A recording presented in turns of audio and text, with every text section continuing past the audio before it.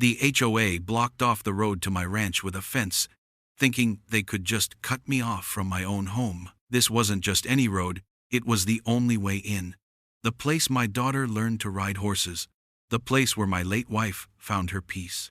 The HOA president stood there, handing me a fine and telling me I was trespassing on community property. She thought she had me trapped. But what she didn't know was that while she was busy building her little fence, she was actually building her own cage. My plan for revenge was simple. I was about to turn their gate into my own private toll road. Where are you watching from? Drop it in the comments below, because this story is just getting started. And if you believe no petty tyrant in an HOA should have this kind of power over a homeowner, hit that subscribe button. You won't want to miss the moment they realize they're the ones who are trapped. The morning air was cool and smelled of damp earth and pine, same as it always did. I had my thermos of coffee in the truck's cup holder, ready for the short drive down the dirt road to the main ranch house. It was a ritual. That 10-minute drive was my quiet time, a moment to think before the day's work began. But that morning, the ritual was broken. Right where the dirt met the asphalt of the HOA neighborhood, a new fence stood glinting in the early Sunday. It was a chain-link fence, 10 feet high, topped with 3 strands of barbed wire. A heavy-duty gate was padlocked shut, blocking the road completely. My road. The only road. For a second, I just stared, thinking it had to be a joke, some kind of prank. But the concrete footing was fresh. The metal posts dug deep into the ground. This was no joke. This was a statement. I got out of my truck and walked to the gate. A sign was zip-tied to the chain links, printed in bold, accusatory letters: community property, no trespassing. Violators will be prosecuted. Below it, in smaller print, was the name of the Homeowners Association, the Meadows at Stillwater. I'd been living on my ranch for 30 years, long before those cookie-cutter houses were ever built. My grandfather had bought this land. My father had worked it. I had buried my wife Helen on a hill overlooking the very lake they'd named their little suburb after. That road they'd just blocked wasn't just a road. It was the path Helen and I drove down every day. It was where my daughter, Sarah, took her first shaky ride on her pony, Comet, gripping the reins with tiny fists. Every inch of that road was soaked in memory. And now, some committee had decided it was theirs to steal. A cold, hard anger started to build in my gut.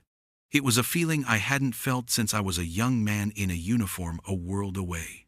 I saw movement near one of the houses.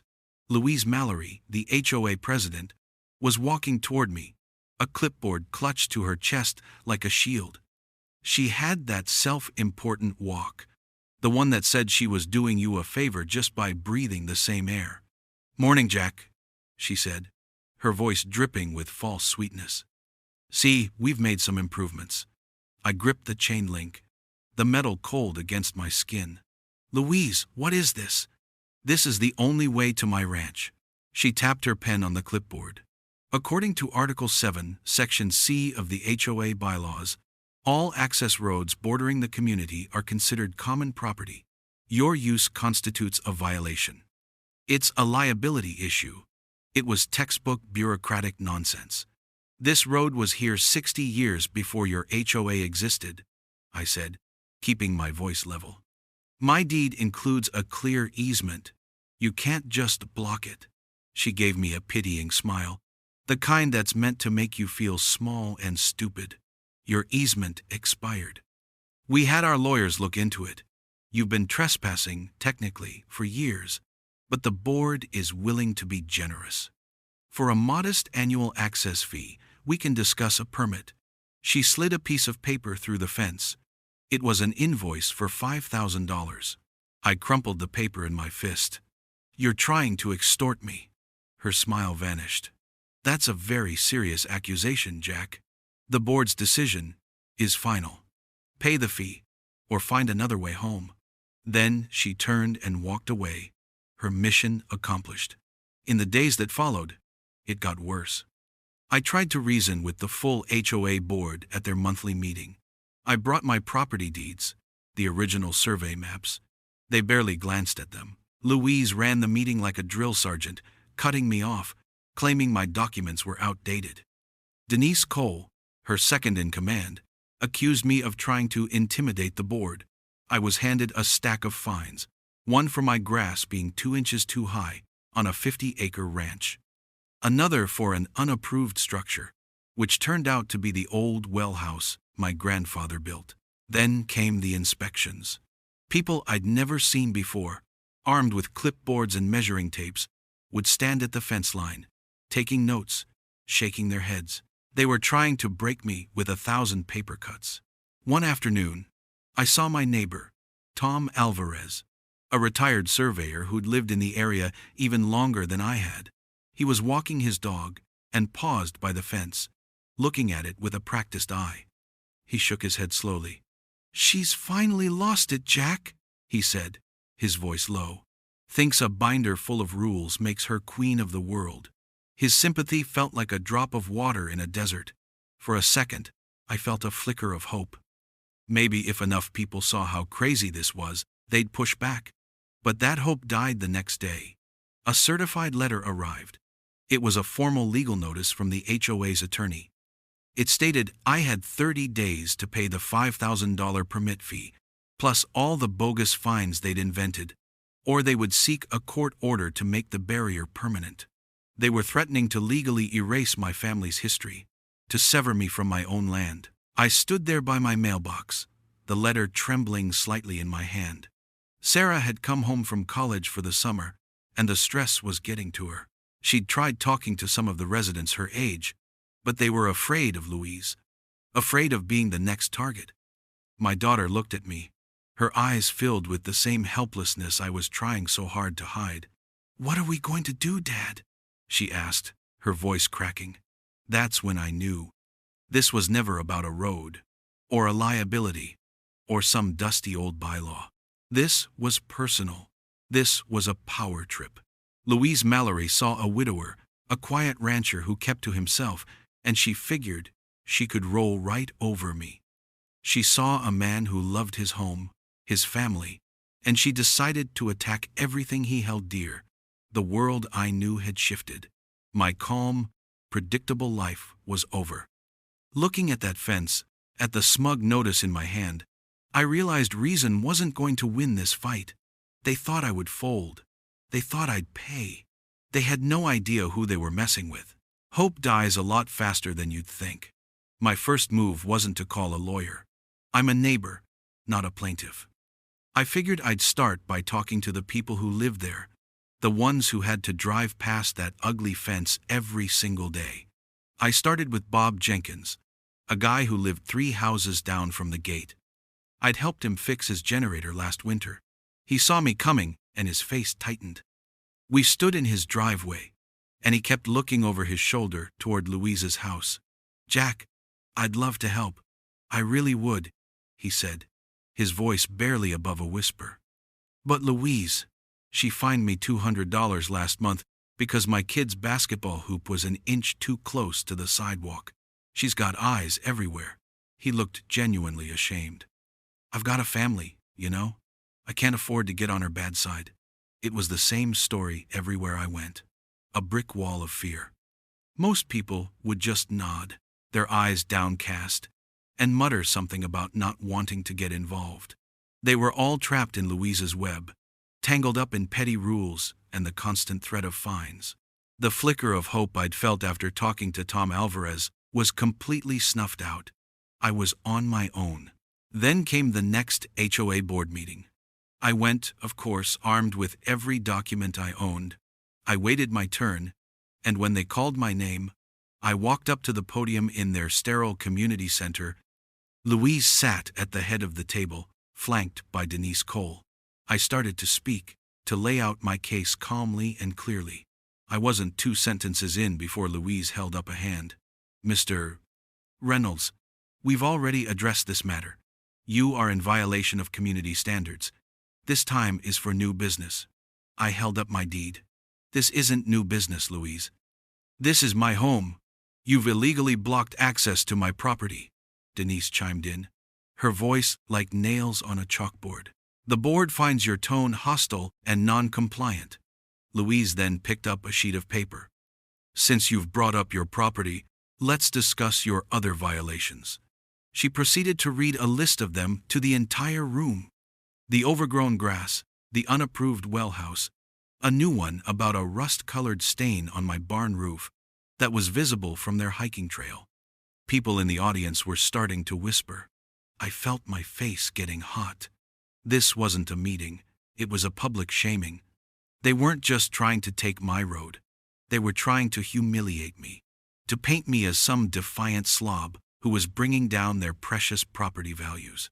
I walked out of that meeting with nothing but the low burn of rage in my chest. A few days later, the real blow landed. A notice was taped to the fence. It was from the HOA, of course. It stated that the water and power lines servicing my ranch ran through an easement on what was now community-owned land. The letter went on to say that due to my continued non-compliance, the water board was forced to schedule a comprehensive maintenance review of those utilities. The threat was clear. It wasn't just my road anymore. Now it was my water, my electricity. They were threatening to cut me off, to make my home unlivable. It was a move so openly hostile, so far beyond any reasonable dispute, that it took my breath away. This was war. I spent the next week in a bureaucratic nightmare. I called lawyers who wanted $5,000 just as a retainer.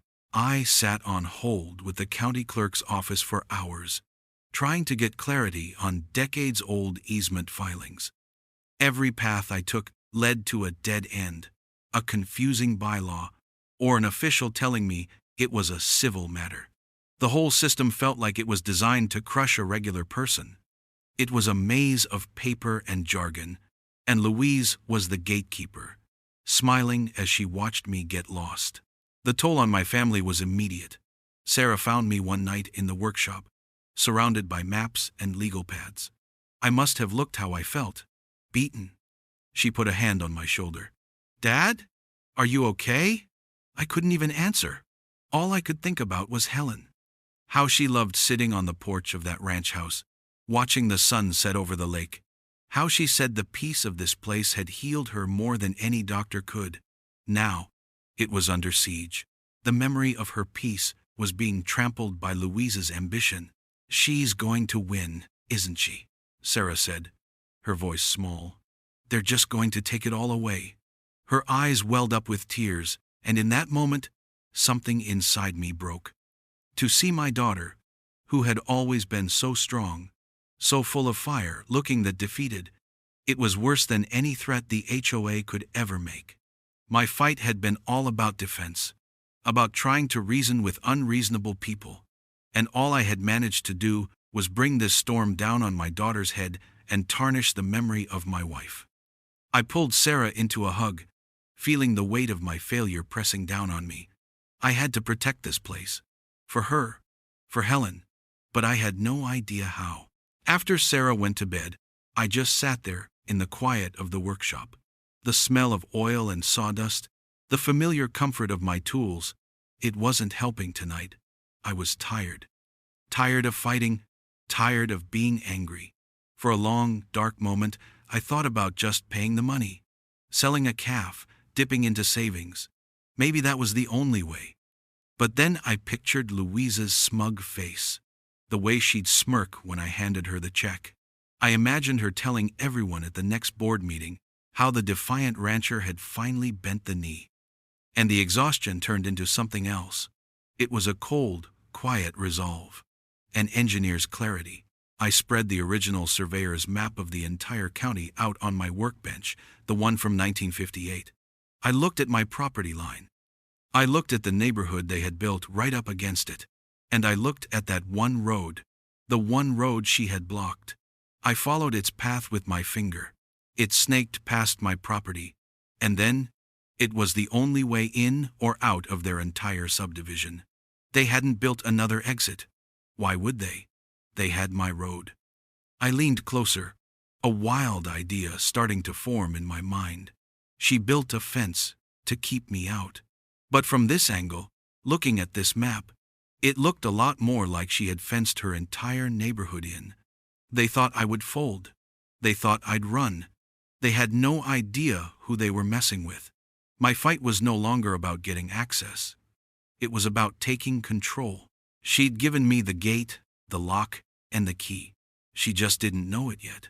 My military training taught me one thing that has served me better than any other. When you're under attack, you don't just dig in. You find a weakness, and you counterattack. Louise had shown me her whole strategy. It was based on a binder full of rules, a lawyer on retainer, and the fear of her neighbors. My strategy was going to be based on a single 60-year-old property deed and a surveyor's map. I spent the next 2 weeks buried in paperwork. My workshop, usually smelling of sawdust and machine oil, now smelled like old paper and dust from the county records office. Sarah helped me scan and digitize every document, creating a timeline. It was tedious, painstaking work, but my whole life, I'd been a man who measured twice and cut once. This was no different. The first breakthrough came late one Tuesday night, staring at a high-resolution scan of my grandfather's original deed. There, in faded typewritten letters, was a clause I'd overlooked 100 times. The sale to the developer who eventually built the meadows at Stillwater had excluded a 10-foot wide utility and access buffer that ran the entire length of the road. It was designated as part of my parcel. It was intended to ensure our family would always have access to the water mains and power lines along that road. According to the map, that 10-foot strip was on the neighborhood side of the road. The HOA hadn't just built a fence to block the road, they had built their fence squarely on my property. The second piece of the puzzle was even better. At the county building, buried in a dusty basement archive, I found the original development plan from 1998. It included a shared access agreement between the developer and my father. The agreement granted the future residents use of our road, but it had a 20-year term. It had expired 3 years ago. The HOA, in its administrative laziness, had never bothered to renew it. Legally speaking, for the last 3 years, every single car that drove in and out of that neighborhood had been trespassing on my land. I felt a grim satisfaction settle over me. Louise had accused me of trespassing when, in fact, her entire community owed me back rent. Before I did anything, I took all my findings to Tom Alvarez. He listened patiently, looking over my documents, his glasses perched on the end of his nose. He didn't say much, but the next morning, he showed up at the fence line with his old surveying equipment. He spent a few hours taking measurements, referencing old county markers. When he was done, he drove a small wooden stake into the ground, about a foot on the neighborhood side of Louise's fence. "There it is, Jack," he said, wiping his hands on his pants. "That's your line. That fence is on your property. Clear as day. They're off by about 6 feet. That was all I needed." The work started that night. I used the old farm road that looped around the back of my property to bring in materials. First, I sank 2 massive steel posts into the ground, a few feet inside their gate, right on my side of the property line Tom had marked. They were deep, set in a yard of concrete each. Then I mounted my own heavy-duty gate, an automated barrier arm like you'd see in a parking garage. I'm a decent electrician, so wiring it up was simple. I installed a weatherproof payment kiosk and a card reader. It was a professional setup, clean and solid. Sarah helped me design and print the signs. They were simple, black text on a white background, in the same font as the HOA's own signage. Private road, property of Reynolds Ranch. And below that, access fee required for entry. All residents of the meadows at Stillwater must obtain an access pass. Delivery and service vehicles subject to a per-entry toll. I felt a strange mix of fear and exhilaration as I bolted the final sign to the post. This wasn't just a gate, it was a declaration of war. I was taking back control, but I had no idea what kind of hornet's nest I was about to kick. The reaction was immediate. The next morning, a small crowd of residents gathered. Most just stared, confused. Then Louise's car screeched to a halt. She got out, her face a mask of pure fury. I was standing on my side of the fence, arms crossed, waiting. "What is the meaning of this?" she shrieked. "This is a violation. You can't do this." I just pointed to my new sign. "This is private property, Louise. Just like you told me," she sputtered, pulling out her phone. A few minutes later, Officer Greg Mills rolled up. He looked at her fence, then at my gate, then at the paperwork I handed him. He walked over to the stake Tom had planted. He sighed. "Ma'am," he said, turning back to Louise, "according to this survey marker and these documents, this appears to be a civil dispute over a property line. There's nothing I can do." He got back in his car and drove away, leaving her standing there speechless and radiating rage. The intimidation started an hour later. Denise Cole and another board member came marching up with their clipboards, ready to issue a citation. I met them at the gate. "You're on private property," I said, my voice calm. "Unless you'd like to pay the $10 service vehicle fee, I suggest you leave." They retreated, whispering furiously into their phones. Louise was trying to turn the neighborhood against me, telling people I was holding them hostage. But my plan was starting to work in a way I hadn't expected.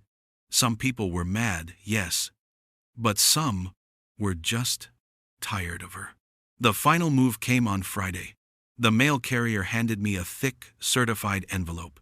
It was from a downtown law firm, a cease and desist letter. It demanded I immediately remove my illegal and hostile structure. It accused me of extortion. And then came the final line. If I did not comply within 48 hours, they would file for an immediate injunction and seek damages, including placing a lien on my property and petitioning the court for a forced sale to cover their legal fees. They were going to try to take my ranch. The whole thing. The stakes had just gone from my road to my entire life. That letter wasn't a warning. It was a promise. The threat to take my ranch, to put a lien on my home and sell it out from under me. It changed everything. This was no longer a squabble over a road. This was Louise Mallory, trying to erase my family from this land. I held the letter, the paper cool and heavy, and a deep, cold calm settled over me. She had made a critical mistake. She thought her aggression would make me panic. Instead, it gave me focus. The first few days of the toll road were a storm of noise and anger. Horns blared from sunrise to sunset. People yelled out their car windows. Louise stood by her fence, clipboard in hand, documenting everything, a smug look on her face as if she were gathering evidence for my eventual execution. But then, something small happened. An older woman named Mrs. Gable, who had lived in the neighborhood for years, pulled up to my kiosk. She rolled down her window, her hand trembling slightly, and slipped a $20 bill through the payment slot. "This is for the month?" she said, her voice soft but firm. My husband would have done the same thing. A man's property is his property. She didn't look at Louise. She just gave me a slow, deliberate nod and drove through. She was the first. The next day, 2 more cars paid. Then it was 5. The Amazon delivery driver, after a single confused phone call to his dispatch, started paying the daily $10 commercial fee without a word. So did the lawn service companies and the pool cleaners. The HOA's income was primarily from resident dues and fines, but their expenses were suddenly going up, one $10 transaction at a time. The neighborhood split right down the middle, like a fault line. The silence from people I'd known for years was louder than the honking. When I went to the local grocery store, people would see me coming down the aisle and suddenly find something fascinating on a lower shelf, avoiding eye contact. Bob Jenkins, the neighbor I'd helped with his generator, crossed the street to avoid me, but for every 2 who shunned me, 1 would give me a quiet thumbs up or a look of encouragement. It was a silent war being fought in whispers and sideways glances. The strain began to wear on my own household. Sarah grew quiet and withdrawn. I'd find her staring out the window at the line of cars, the tension in her shoulders visible from across the room. One evening, she found me cleaning my old service rifle, an activity I always found calming. "Dad," she started, her voice hesitant, "is this worth it? We have the back road. It's a pain, but we can use it. These people, they look at us like we're criminals." I stopped what I was doing and looked at her. I saw the worry in her eyes, the same fear I was trying to fight in myself. "This isn't about the road anymore, honey," I said. "This is about them trying to take this place. Your mother's place. I can't let that happen. I won't." She nodded, but she wasn't convinced. The doubt in her eyes was like a knife in my gut. Was I just being stubborn? Was I going to lose everything? Our home, our standing in the community, our peace, all to prove a point? The thought gnawed at me in the quiet hours of the night. Louise, meanwhile, was escalating. My friend on the police force, Officer Mills, gave me a call one afternoon. "Just a heads up, Jack," he said, his tone casual, but his message clear. Louise Mallory and 2 of her board members had a private meeting with the county commissioner and someone from the planning department yesterday. Off the books, no minutes taken. You might want to watch your back. She was pulling strings, using her political connections to undermine me behind the scenes. She wasn't just fighting with HOA rules anymore. She was trying to turn the whole county against me. The absolute low point came a few days later. Bob Jenkins, my cowardly but once friendly neighbor, actually walked up to the fence. I thought for a moment he'd come to his senses.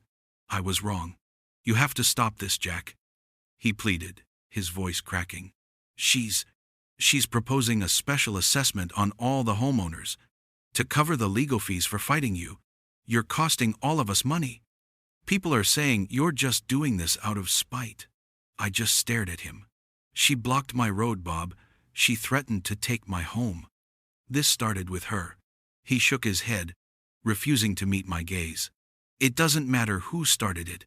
You're the one hurting the rest of us now. Please, just give in. For the sake of the neighborhood." He turned and walked away before I could respond. The betrayal stung more than any legal threat. My reputation, my good name, was being poisoned. Public opinion was shifting.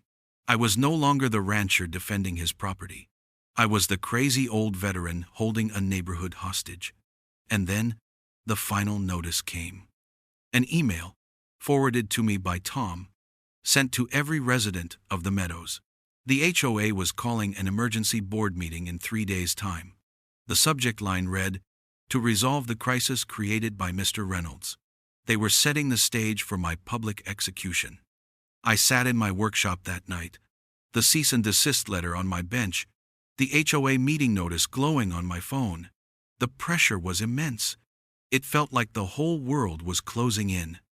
But as I looked around at the tools my father had passed down to me, at the plans for the barn I'd built with my own 2 hands, I didn't feel despair. I felt that same cold clarity from before. They had scheduled a showdown. They thought they had me cornered. I picked up the phone and made a call. The time for defense was over.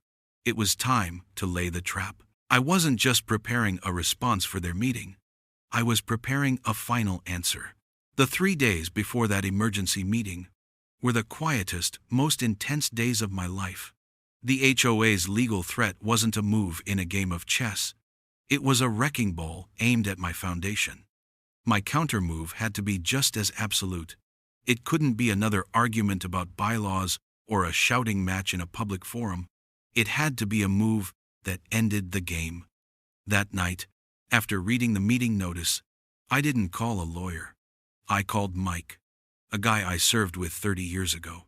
He went into commercial real estate after his tour and had a knack for seeing the things other people missed. I explained the whole situation, from the fence to the survey stakes to the cease and desist letter. He was quiet for a long moment, and then he just said, "So she controls the board. But does she control the land? Every last piece of it?" And that was the key. My secret weapon wasn't going to be a document. It was going to be a deed. The first step was identifying the weak point. Using the county's online property database, Sarah and I spent an entire night tracing the ownership of every single parcel of land that made up the meadows. The developer had sold off most of the lots individually, but a few strange slivers of land, utility easements, drainage ditches, and a 10-foot wide grassy strip running right alongside the main road were still owned by a shell corporation the developer had dissolved years ago. Its assets, including these forgotten patches of dirt, had been sold in a bundle to an investment firm based out of state. I found the strip of land I needed, the one that contained the ground Louise's fence was built on. The investment firm that owned it likely had no idea it even existed. They had 1,000 properties on their books. This was just a rounding error. That was my opening. The second step was the outreach. I didn't approach them as a rival. I approached them as a solution to a problem they didn't know they had. I got the firm's acquisitions manager on the phone, a young guy who sounded bored. I explained that I was an adjacent property owner and that their parcel was currently part of a legal dispute with an HOA. I told him he could expect to be subpoenaed and dragged into a messy, expensive fight over a patch of grass worth next to nothing, or he could sell it to me. I offered him a flat $5,000, cash, to sign a quitclaim deed. That was more than the land was worth, but less than the cost of a single phone call from their corporate lawyers. He put me on hold for 5 minutes. When he came back, he said, "Send the paperwork."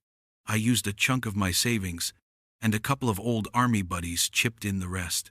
They called it an investment in justice. By the next afternoon, the deal was done. The final step was making it official. We used an online notary service to get the signatures, and I electronically filed the deed with the county recorder's office myself. I hit submit at 3:15 p.m. On the day of the meeting, the county's system updated it instantly. A small, insignificant parcel of land in Stillwater County had a new owner. The ground beneath Louise Mallory's feet had been sold, and she didn't even feel the tremor. I printed a certified copy of the newly recorded deed. That was my only weapon, and it was all I needed. When Sarah and I walked into the community center that night, the air was thick with hostility. Every seat was filled. Louise, Denise, and the rest of the board sat at a long table at the front, looking like a tribunal. Louise had a stack of papers in front of her and a triumphant smile on her face. Sarah found a spot in the back corner, took out her phone, and quietly propped it up. The meeting began, and it was a slaughter. Louise delivered a 15-minute speech about my aggressive and illegal actions. She painted me as a greedy opportunist, holding the community hostage. Then she announced the board had voted to approve a $500 special assessment on every single homeowner to fund the lawsuit against me. A wave of groans and angry murmurs rippled through the crowd. "This is the only way," she said, her voice filled with fake sympathy, "to protect our community from this man's extortion." Then it was my turn. I walked slowly to the podium, the deed in my hand. I didn't look at Louise. I looked at the faces in the crowd, my neighbors. "I'm not here to argue," I began, my voice steady. "I'm just here to provide a small clarification on a point of ownership." I nodded to Sarah, who hit a button on her laptop. A copy of Tom Alvarez's survey map appeared on the projector screen behind the board. "As you know, the HOA built this fence a few weeks ago." I used a laser pointer to trace the fence line. "As we've already established, that fence was built on a 10-foot strip of land that did not belong to the HOA. Louise started to interrupt, but I held up a hand. "Please, let me finish. That strip of land, which has been the source of this entire dispute, was owned by an out-of-state investment firm." I clicked the remote, and the new deed filled the screen, my name clearly listed as the grantee. But that changed this afternoon. I bought the land. Here is the legally recorded deed, filed with the county at 3:15 p.m. The land the HOA's fence is on, the land their only entrance road touches, is now my private property. A dead silence fell over the room.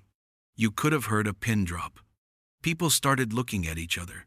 then at the screen, then at a visibly paling Louise Mallory. I continued, my voice calm and even. So, you can't sue me for blocking a road that's on my own property. You can't force me to remove a gate that's on my own property. The legal action you're planning is baseless, and the $500 special assessment you're trying to levy on these homeowners is to fund a lawsuit you can't possibly win. The room erupted. It wasn't just whispers anymore. It was chaos. People were on their feet, shouting questions at the board. Denise Cole was frantically whispering to Louise, whose face had gone from smug to ashen. She banged her gavel.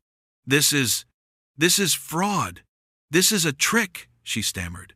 Sarah's voice cut through the noise from the back of the room. And just so everyone is aware, she called out, holding up her phone, this entire meeting is being live-streamed. We have about 400 local residents watching right now. That was the final blow. The board members looked like they'd been struck by lightning. Louise stared at me, her eyes burning with pure, unadulterated hatred. She had lost control, lost the room, and lost the fight, all in the span of 90 seconds. Her power had evaporated in public. As people started grabbing their coats, shouting their disgust at the board, I saw her whip out her phone. Her fingers were flying across the screen, her face twisted in a snarl. She had lost in the courtroom and in the boardroom, but I knew, right then, she was already taking the fight somewhere else. A cornered animal is a dangerous animal, and Louise Mallory was cornered. She'd been publicly humiliated, her authority shattered. Her next move was predictable, pure, unadulterated slander. Within an hour of the meeting, the neighborhood social media page lit up. It was a digital firestorm of lies. Louise, using a fake profile, claimed I had a history of aggressive behavior and had threatened her personally. Denise Cole, under her own name, posted a concerned message suggesting I had obtained the land deed through illegal means and that an investigation was ongoing. They flooded the page with rumors that my toll road was just the first step in a plan to develop my ranch into a noisy commercial operation. They were trying to claw back their power by painting me as a public menace, hoping to reignite the community's fear. But the ground had shifted. People who had been silent before were now speaking up. Sarah's live stream of the meeting had gone viral locally. People had seen the truth. My small handful of supporters had become a majority. Mrs. Gable posted a simple comment. Jack Reynolds has been a better neighbor to me in 30 years than this board has been in 5. The post got over 100 likes. That's when I knew it was time to end it. Not with another legal maneuver, but out in the open.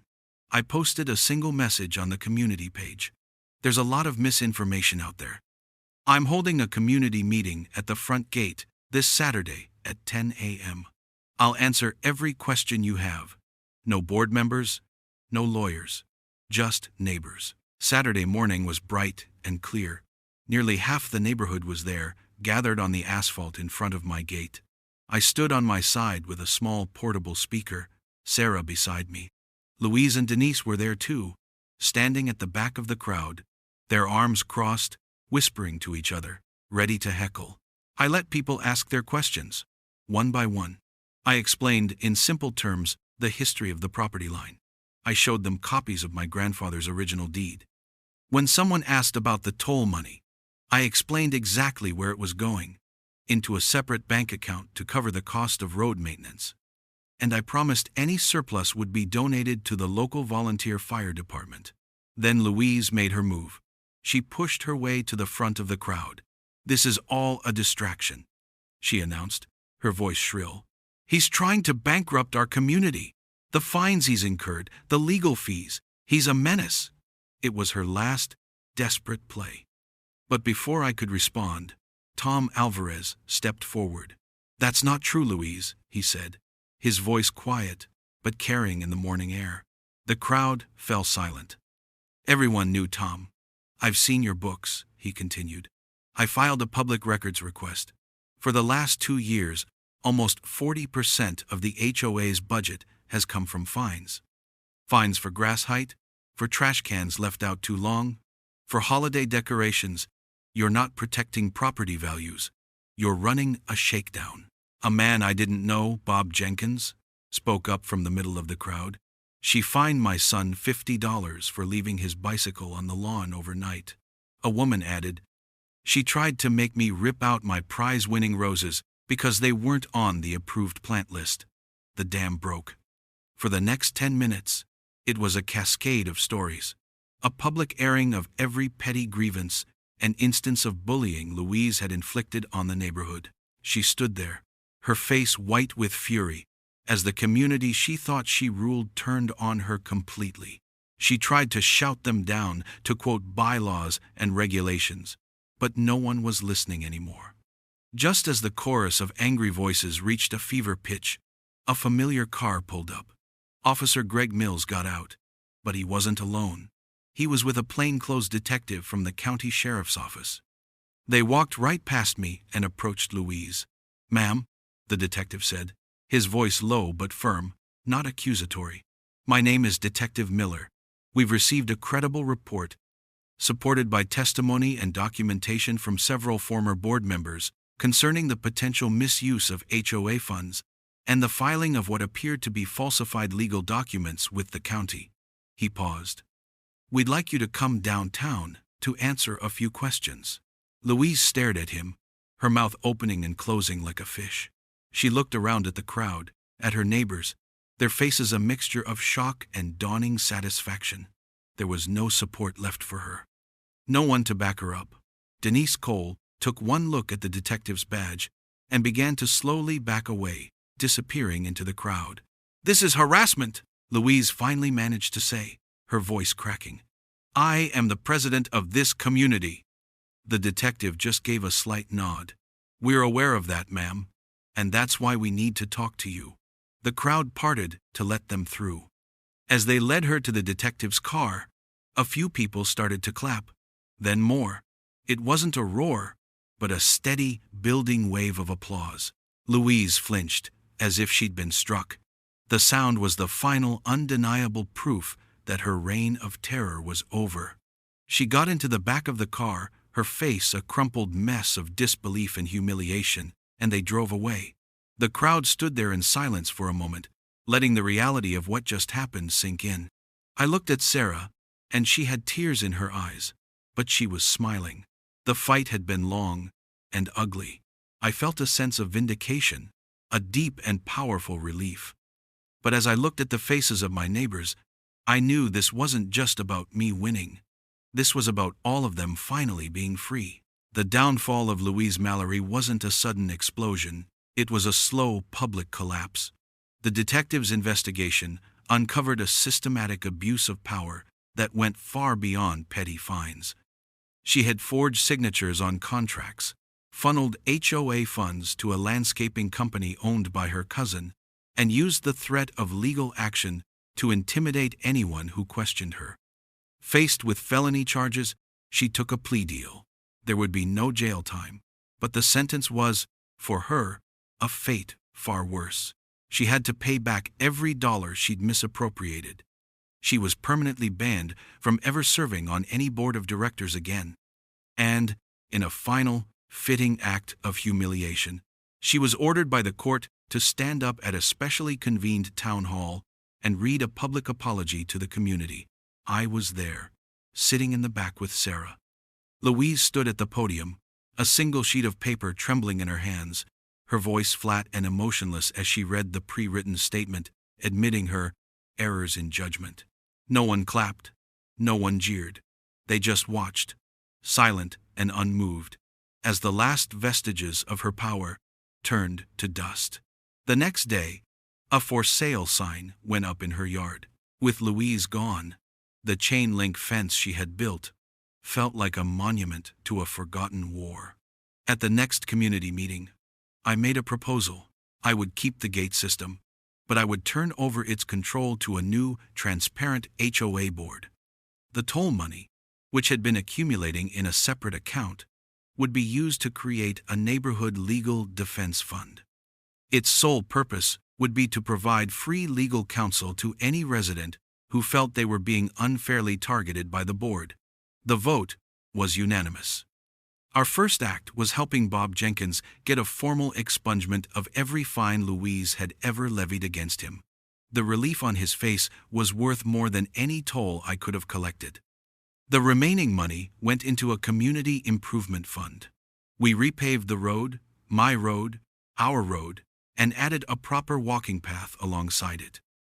We fixed the playground equipment that had been rusting for years. The toll was eventually replaced by a small, reasonable annual road maintenance fee that everyone agreed to. A committee, led by Tom Alvarez, was formed to rewrite the HOA bylaws from scratch. They threw out the 300-page binder of nonsense and replaced it with a simple 10-page document based on common sense and mutual respect. The rule about grass height was gone. The approved plant list was gone. The power to levy punitive fines without a community vote was gone. For the first time, people felt like they had a voice. The fear that had hung over the neighborhood for so long began to lift. People started talking to each other again, not in whispers, but out in their driveways while washing their cars or tending their gardens. The first neighborhood barbecue we held that summer felt less like a party and more like a liberation. One evening, about a month later, I finally took down Louise's old fence. A few neighbors came out to help, and we rolled up the chain link section by section. As we loaded the last of the metal posts onto my flatbed trailer, I looked at the open road, the clear path leading from the neat suburban lawns to the wild fields of my ranch. There was no barrier anymore. No us and them. My gate was still there, a quiet reminder of what had happened, but it stood open now most days. That evening, as the sun began to set, Sarah and I saddled up the horses. We rode out from the stables, our path lit by the golden light of dusk. We passed the old well house and headed down the newly paved road, the horses' hooves making a soft, steady rhythm on the asphalt. As we reached the spot where the old fence once stood, we paused. We looked out over the quiet houses of the meadows, lights coming on in the windows, families settling in for the night. The road stretched out before us, clean and open. At the last community meeting, they had voted on one final thing. They had officially renamed the road. A new street sign was scheduled to be installed next week. It would read, Helen's Way. I looked at Sarah, and she was looking at the same spot on the hill where we had buried her mother, now visible in the fading light. She would have loved this, Dad, she said softly. I reached over and squeezed her hand. She was right. We sat there for a long time, just watching the stars begin to appear in the twilight sky. We had changed the rules forever. There were no more fences, no more fear, just neighbors standing strong. We had our road back. More than that, we had our peace back.